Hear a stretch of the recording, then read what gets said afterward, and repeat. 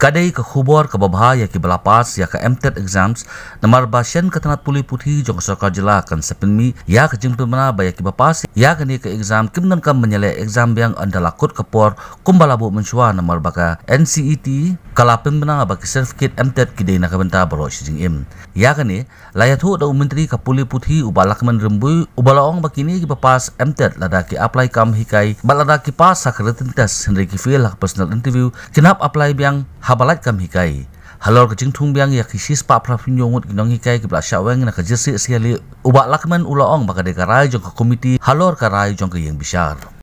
The MTET exam, in fact we have already published the itinerary for the exam, but due to COVID we have postponed it. So now with the opening up of this all the office, this and that, so in maybe next week, in 10 days, then the new notification will come to fix the date. And one more important thing which I want to tell is that before the maximum validity of those who have already passed their exam is from 3 to 7 years. But recent notification from the NCTE, they have given that the MTET qualification will be valid for lifetime.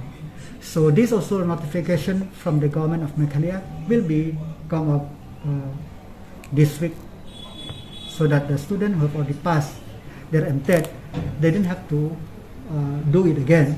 So it is valid for lifetime. So what about those candidates who've cleared the exams but did not clear the personal interview? Those they have to apply again whenever there is a vacancy. The SDSEO will again call the application. They have to apply again. So based on that they will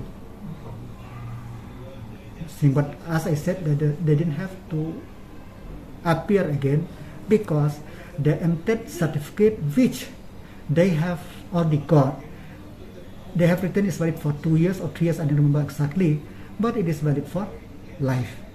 What about the demands for those teachers who have been protesting at Mulki Ground for long and all, and they've said that the government so far they've taken advantage of this COVID situation and has done nothing according to their demands, and just so that they'll put off the protest, the government said that they'll look into it.